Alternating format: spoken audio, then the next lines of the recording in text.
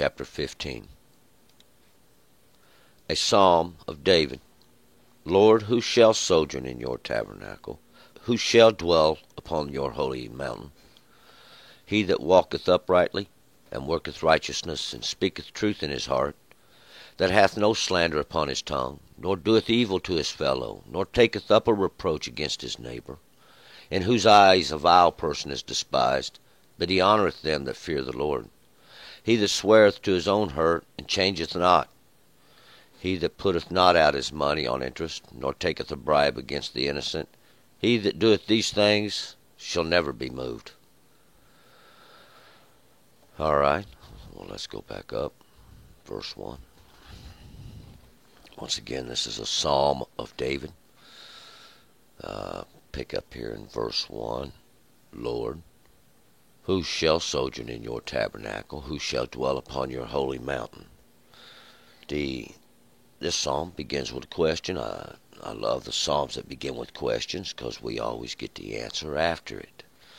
And this is going to tell us who's going to dwell in that tabernacle of the Lord. That tabernacle is that holy tent or the gathering place for the congregation. And those are the just who have washed themselves and made themselves clean that they can enter in. Because you can't enter into the tabernacle unless you're sanctified. Now, who shall dwell in the holy mountain? And that holy mountain is that hallowed mountain. A mount is that which is a hill that rises up. That's what the King James Version says, holy hill. But the word is hotter, and it's a mountain. It's a place that rises up, and it raises up out of the plain. 2. He that walks uprightly, and worketh righteousness, and speaks truth in his heart, and he that walks up, these are those that will enter in to the tabernacle. Those that will dwell in that hallowed place that's raised up, and it's like a mound, so to speak, on a plain, and it's continually being built on top of that which is prior to it.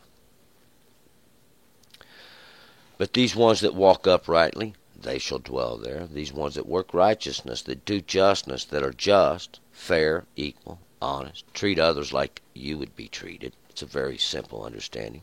That speaks truth in his heart.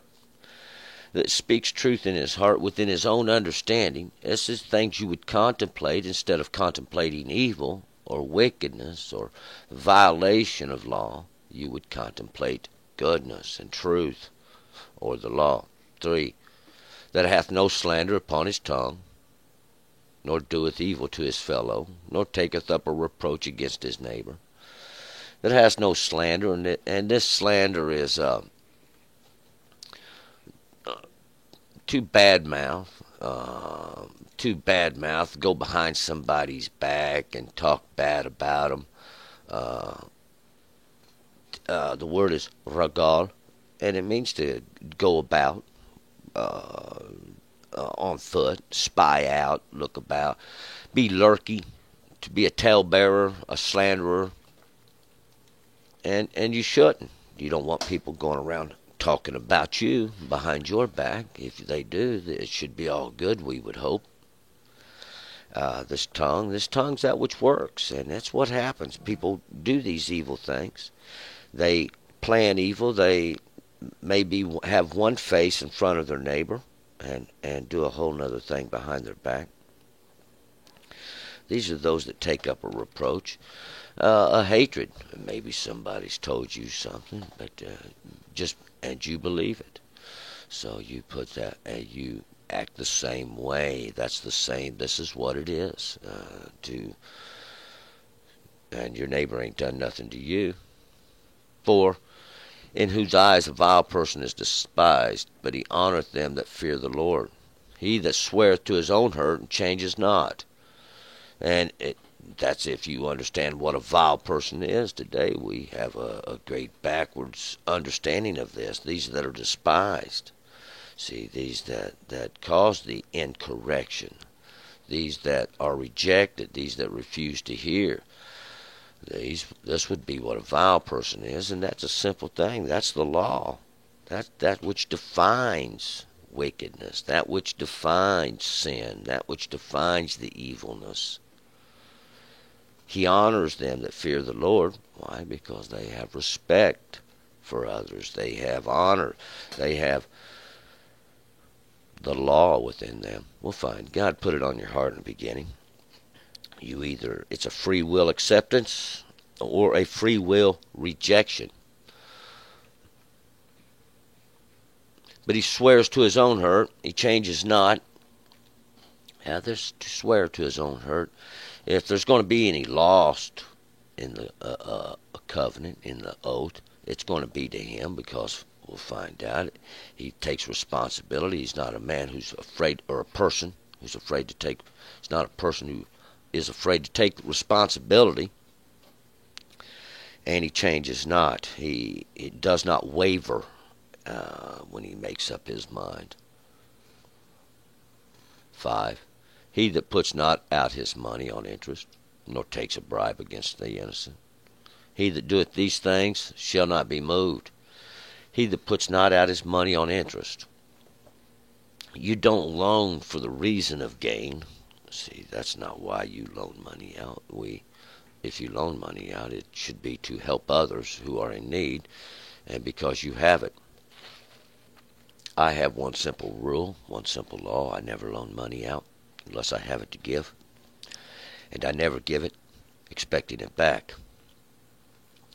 If I get paid back, then I mark it up to their good nature.